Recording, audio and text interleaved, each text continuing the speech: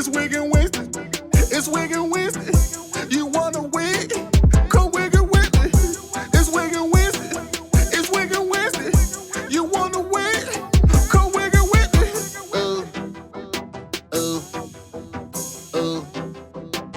We in the dorm chilling one day.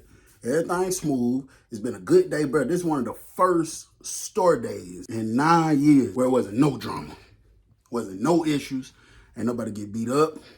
Ain't nobody get robbed. Ain't nobody nothing. This is one of the first store days where it just was smooth. No type of drama, none whatsoever. Knock on the door. Do-do-do. I'm like, yo, JUKO.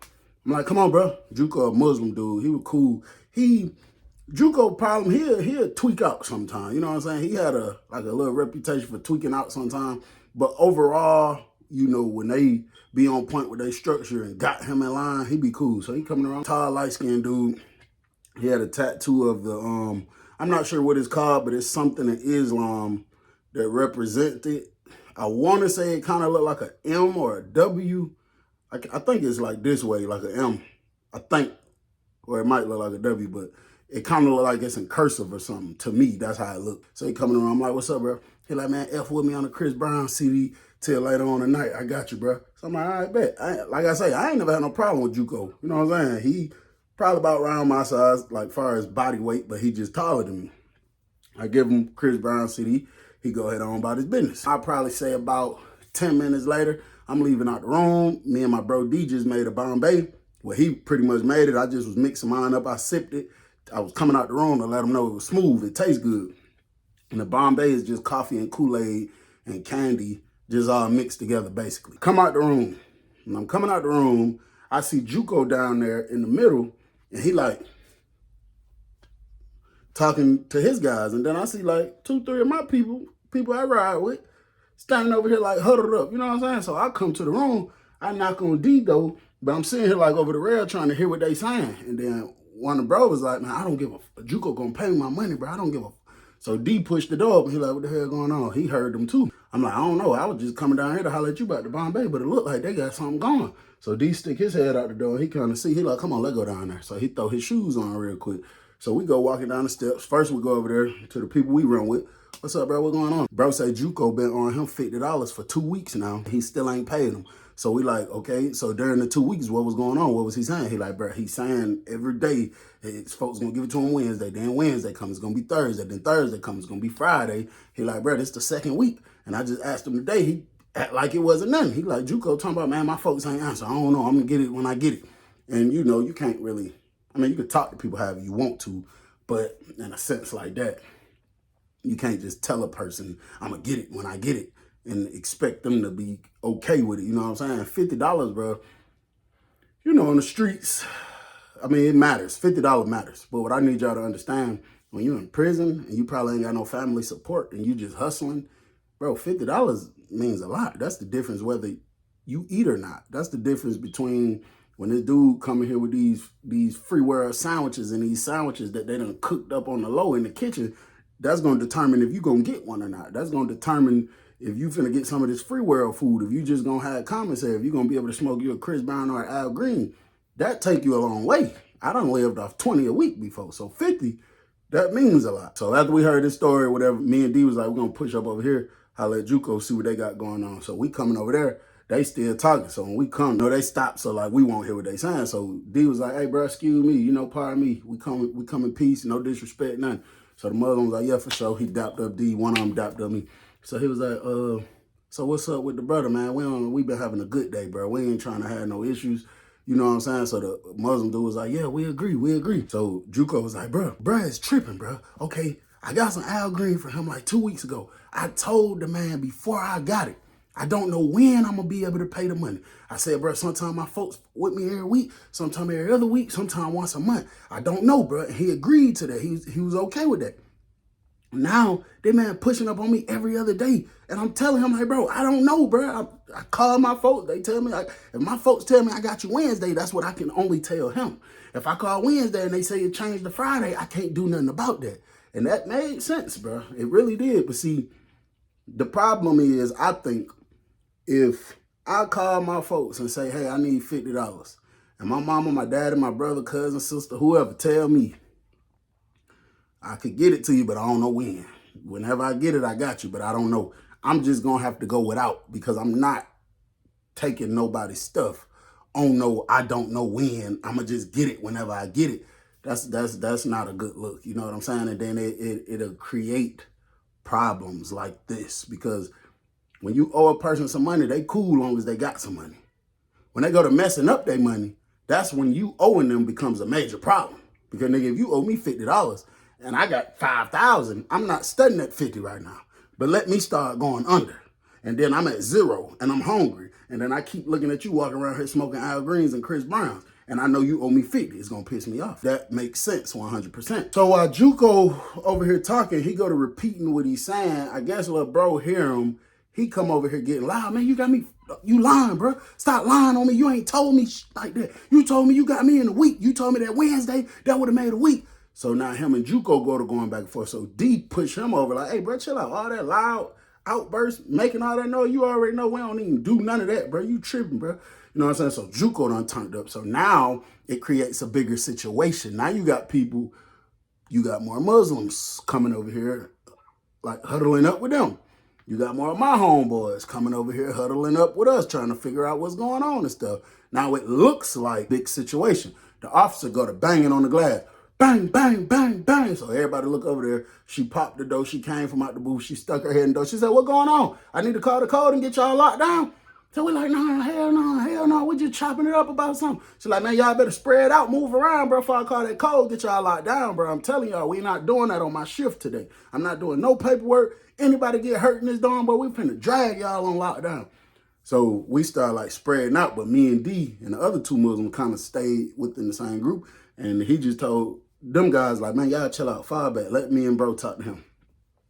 So we talking to them trying to figure out the situation. So I guess the girl still called the code because whenever too many people crowd up and people got on their boots, they feel like it's only a matter of time before something happened. 2 CERT team plus the deputy warden of security come down there. He tell everybody to line up against the door.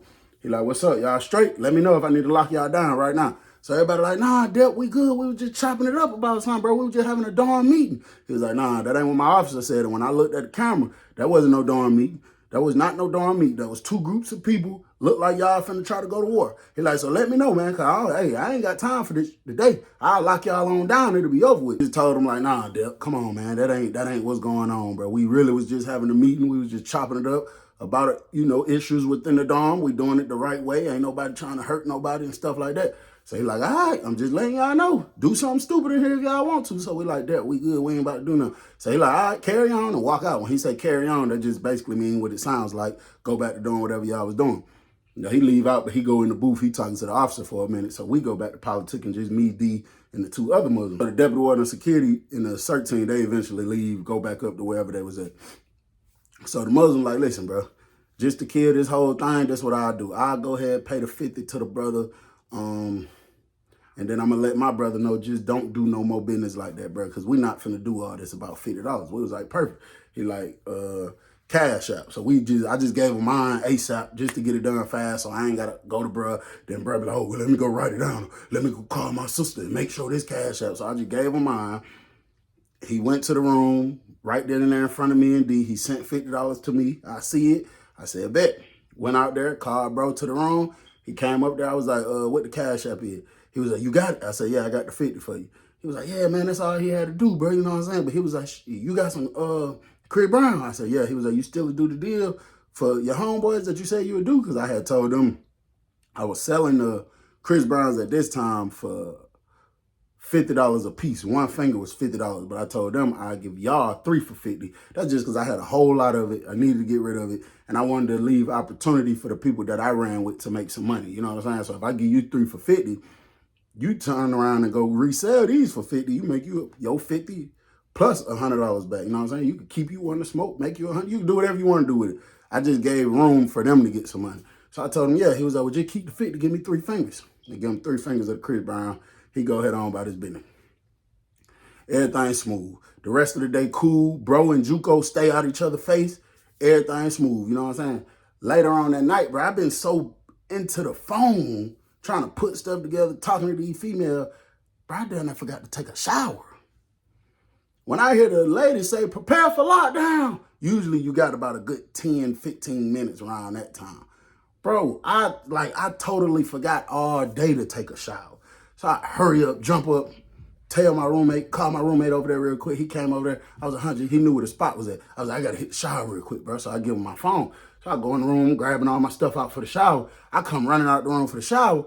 It's already people in there. So I got to go stand on there by the rail. So I'm like, dang, man, this finna be an issue, bro. These dudes don't hurry up, bro. So I was just like, hey, man, it's CBL, man. I'm trying to hit one of these showers, man. One of y'all boys go on wrap it up real quick, man. Let your boy CBL get on in there, man. So everybody started laughing. Stinking ass nigga, you ain't been trying to take no shower. Nasty ass nigga. Nasty stinking body ass nigga. I'm like, man, come on, bro. Let your boy get in the shower. While I'm still standing there, the officer stick her head in the door. She was like, man, 5 more minutes. She was like, hey, Bill, man, it's over with, man. You ain't gonna have enough time. I was like, man, come on, don't do me like that. She was like, unless you get in and out in 5 minutes, boy, you ain't gonna have enough time.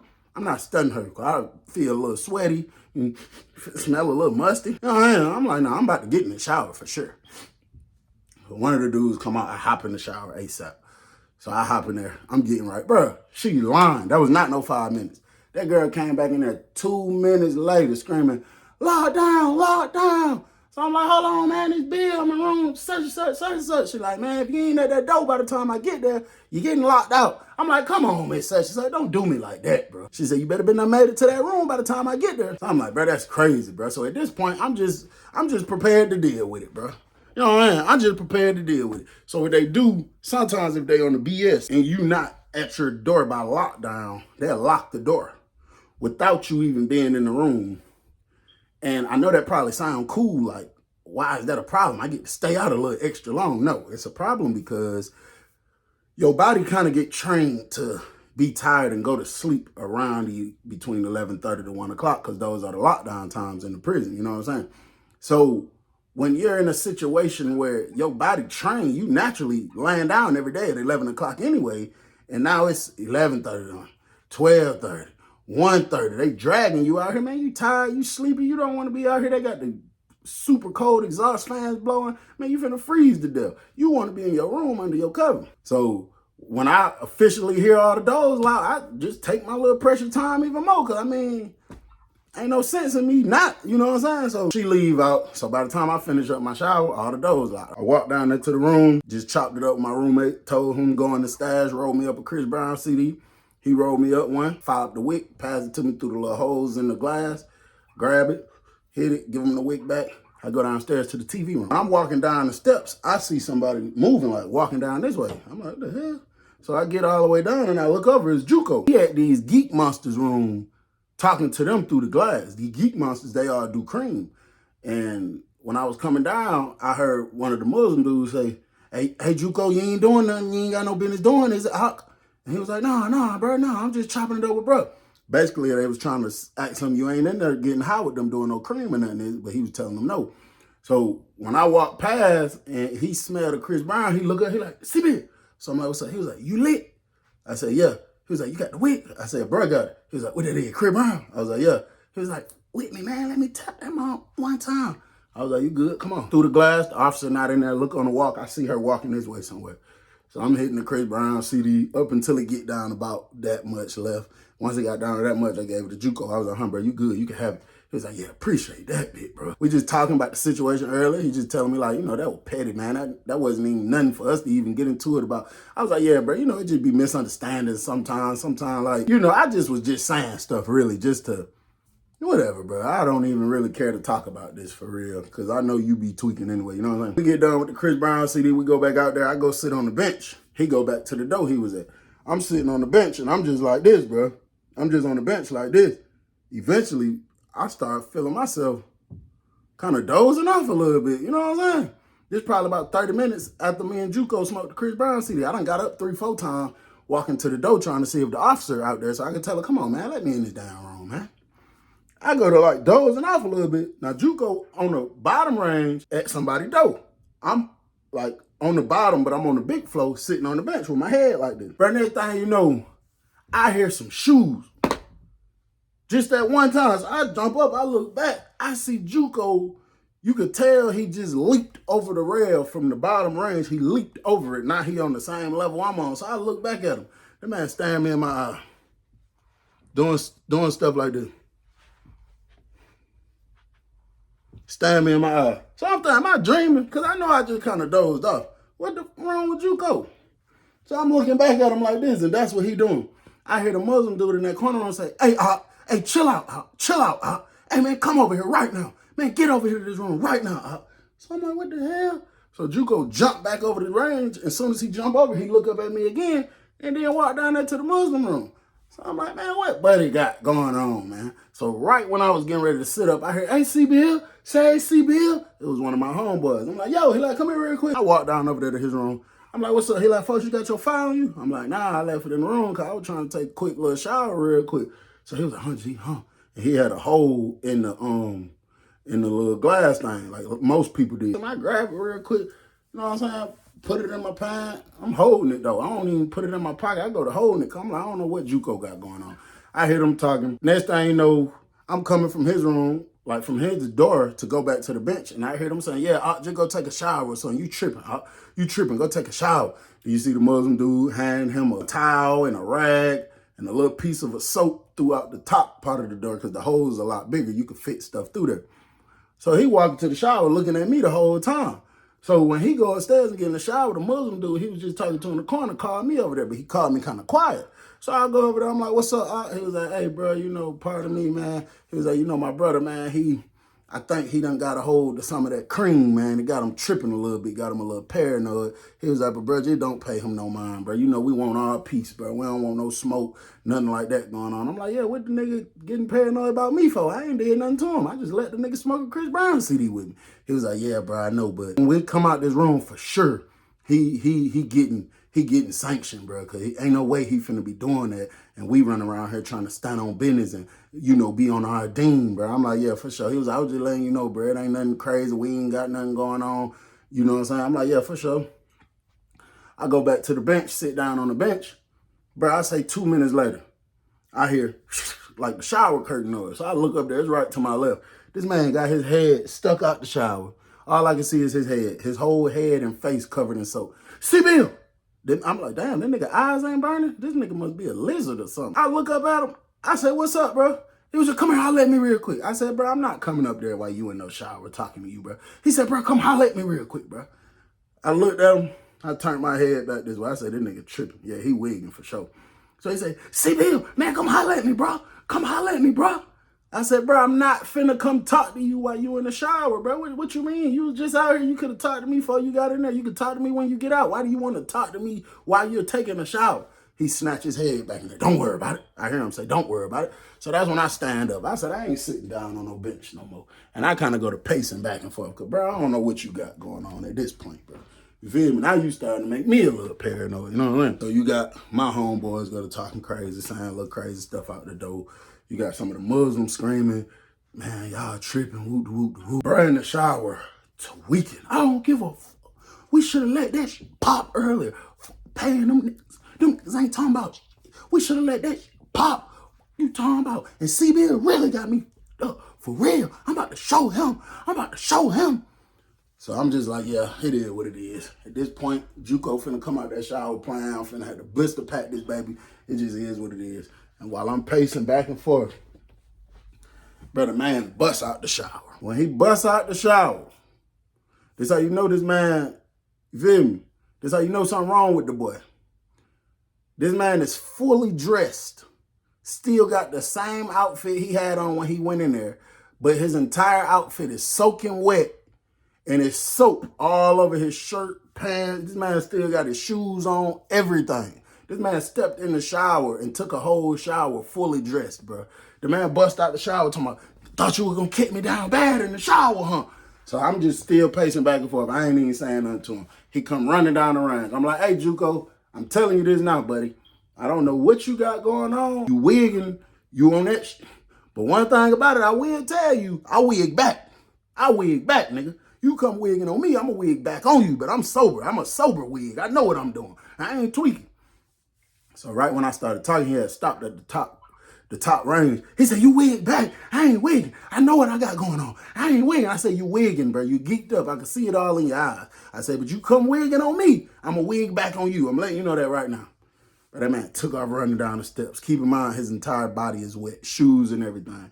Bro, he take off running down the steps. I ain't gonna cap. My heart started beating, bro. I'm like, I'm finna flip this nigga. I'm not finna play with you, bro. And I got an advantage because you wet. You finna be slipping and sliding. I'm not, you know what I'm saying? But that nigga got to about the third step and completely lost balance. Tripped, bro. I didn't want to turn my head a little bit, but I couldn't because I had to watch him every move. But that man went flying down after about the third step, landed straight on his face, bro. He laid there for a minute. I was like, ugh. So I go to walking up to him because it don't look like he moving. I'm about to really get over here and start beating on the door to let the police know this man need help, bro. When I get close enough to him, his face is like this, and you can see the blood coming out from the left, from the right, from the top of his head or whatever. So as soon as I get over here close enough to the door, I just so happen to look over. He getting up. Bro, when that man gets up, bro, it's like a big splatter, his face covered in blood. It's a big split on his forehead. So he come like walking over this way. Like he woozy, but he doing like this. Like he trying to, like, buck up on me. So I come out of there. I'm like, bro, JUKO, go head on somewhere, bro. Because at this point, I didn't even want to do nothing to you. At this point, man, you just fell and bust your head, bro. Man, go head on. Get away from me, bro. This man started chasing me, bro. He running real slow. He wobbling and stuff. I got something for you, CB. I'm like, bro, go head on, bro. His blood literally all down his man's face, all on his shirt, falling down to his pants. This man slipping. You could tell the man damn near unconscious. All the Muslims screaming, hey, JUKO, man, you tripping up. Man, get over there to the door and get some help up. And then some of my homeboys was like, man, CB, flip that. Double down on that. But I just ain't want to do him like that, bro. I just couldn't do it. It's not in a condition like that. You feel me? So I'm literally running from this nigga. This nigga whole head bleeding. He doing a little stupid delusional stuff like that. And I'm just kind of skipping and hopping around the dawn like, bro, go head on. Get away from me, bro. I don't want none of your blood on me, G. Go head on somewhere. And the officer finally made her way back down here, seen that, called the code. They come running, screaming, come here, put the pepper ball gun on me. Get down now. You know what I'm saying? So I get down. They take him out the medical. They take me out. They get me up there to the the medical area because they had to check me, make sure I wasn't hurting nothing. And they asked me what happened. I said, bro, you could pull the camera and see, but the cameras barely work. I said, bro, that man came running down the steps and fell on his face. I didn't do nothing to him, but so when they checked me, I had to file me. I hadn't threw it or gave it to bruh back. So they like, nah, you stabbed that boy. I'm like, bro, I didn't. I'm telling you, bro. You know what I'm saying? So they put me in the cage, told me I was going to the hole. And I sat in the cage for probably 3 hours. I knew I wasn't going to the hole then because they usually won't let you sit there that long. If they sit you there that long, I mean, you can still go sometime, but most of the time the hole probably full. It's just reasons you can't go in there right now, you know what I'm saying? And then I think JUKO told them the same thing, that he fell and hit his head. And after about 3 hours, they let me back in the dorm, bro. And then we had a meeting with the Muslims just about, certain stuff and drugs. It's going to be zero tolerance among both groups. And it's like everybody came, like everybody agreed with it. And shit, that's the story where JUKO was wigging out on me, bro. But this was so scary, bro. I probably saw JUKO like 3 months later in the chow hall. He was cleaning up. And I went chopping it up with him. That man told me he didn't remember none of that. That man said he don't remember none of that. He said the only thing he remembered doing was coming in that TV room smoking a Chris Brown CD with me. And he apologized. And he told me he clean now. He said he done left the cream and the strips alone. He said, bro, I don't remember doing none of that. I don't remember none of that happening. And it's just like, bro, some people go in prison and be trying to escape the reality of the time you got or the situation you in, the depression, and do these drugs. And bro, you'll mess around and get yourself killed. I don't know, bro. I think it's best to just try to the best of your ability to do the right thing and stay out of trouble and stay out them jails and prisons. It's your boy Bill. I'm gone. What up, though? What up, though? What up, though, y'all? It's your boy Bill, man. This somebody's channel that I'm trying to help go up. She's a nurse. This a person I got a lot of love for. I really want y'all to go support her channel. Subscribe, leave her a comment. You could drop anything in there if you want to know anything health-wise. I'm going to read y'all her little description so y'all know what her channel about. Hey there, I'm Nurse Sabrina, and I love breaking down medical topics in a way anyone can understand. On this channel, I explain real healthcare topics like blood pressure, diabetes, heart health, herpes, and everyday wellness tips, all in simple, clear language. Whether you're a nursing student, caregiver, or just curious about health, you'll learn something new every week. So y'all go rock with your boy. Go check her out, man. And like I said, if y'all got anything, any questions about anything health related, drop it in her comments. Let her know Feezy sent you. It's Wiggin Wednesday. It's Wiggin Wednesday.